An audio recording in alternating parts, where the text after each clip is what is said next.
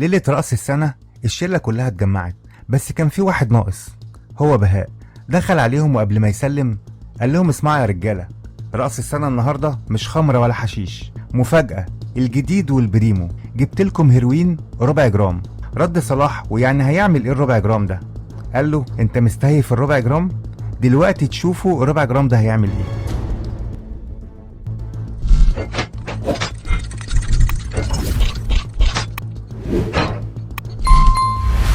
صلاح هو بطل القصة بتاعت النهاردة، وكان من عيلة مثقفة ومستواها المادي كان مرتفع. الأب مهندس والأم دكتورة في الجامعة. بدأ مشواره مع الإدمان بسجارة حشيش، وعرف أماكن كتير لبيع الحشيش في البطنية. أما شلة صلاح في المدرسة كانوا كلهم بيحبوا لعب الكورة، واللي كان بيجمعهم شرب الحشيش والتزويغ من المدرسة. كان يومهم المفضل يوم الأربع من كل أسبوع، كانوا يتغدوا وبعد ما يحضروا دروسهم يتجمعوا ويلفوا سجاير.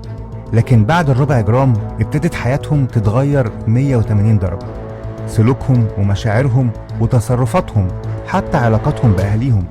ووصل بيهم الحال إنهم باعوا كل حاجة معاهم وابتدوا يبيعوا حاجات تانية مش بتاعتهم اللي كانوا بيسرقوها علشان يقدروا يجيبوا تمن البودرة.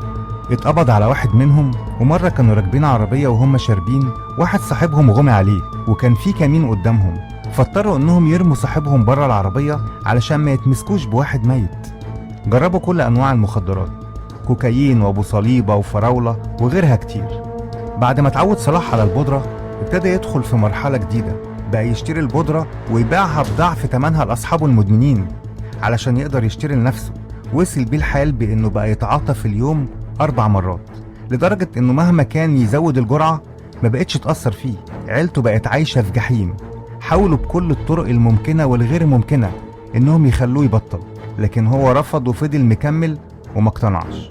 كان بيعرف يهرب منهم ويخرج يشتري ويبيع عادي، وبعدها بفترة سافر امريكا واستمر هناك في التعاطي بكميات اكبر والانواع مختلفة وجديدة. ووصل بيه الاستهتار انه خلى والده مسافر وهو في المطار حطله في الشنطة بتاعته مخدرات من غير والده ما يعرف عشان يبعتها لواحد صاحبه، وفضل على حاله ده لمدة 7 سنين. صلاح كان نفسه يخلص من اللي هو فيه ويتعالج فعلا، لكن ما كانش عارف يعمل كده ازاي. وفي يوم اتعرف صلاح على زمالة المدمنين المجهولين، مجموعة مش بتسعى للربح وليها برامج للامتناع عن كافة انواع المخدرات. ومن هنا بدأ صلاح رحلة العلاج. قدر يكمل صلاح العلاج بعد ما خلص البرنامج بالكامل، ولحد نهاية الرواية بقاله 15 سنة متعافي، وهو عايش دلوقتي حياة ناجحة جدا وبيشتغل مدير لفندق عالمي.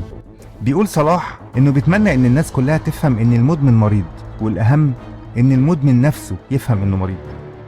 الادمان بيبدأ بتجربة زي ما حصل كده مع صلاح وغيره من شباب كتير، وغالبا دي ما بتبقاش اخر مرة.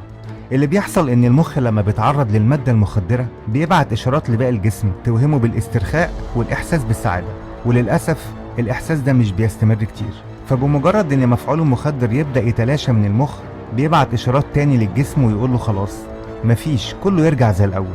ووقتها يبدأ المتعاطي يحس انه في حالة مزاجية سيئة، ما هي لحظات النشاط والحيوية والسعادة اللي كان حاسس بيها خلصت خلاص. ومن هنا تبدأ رحلة البحث عن الجرعة اللي بعديها. وفي النهاية ربنا يحفظنا ويحفظ أولادنا من شر السموم وأصدقاء السوء. لو كنت وصلت لحد هنا يبقى أنت أكيد بتحب النوع ده من الفيديوهات. اشترك بالقناة وفعل زر الجرس، أكيد هتشوف حاجات تانية تهمك.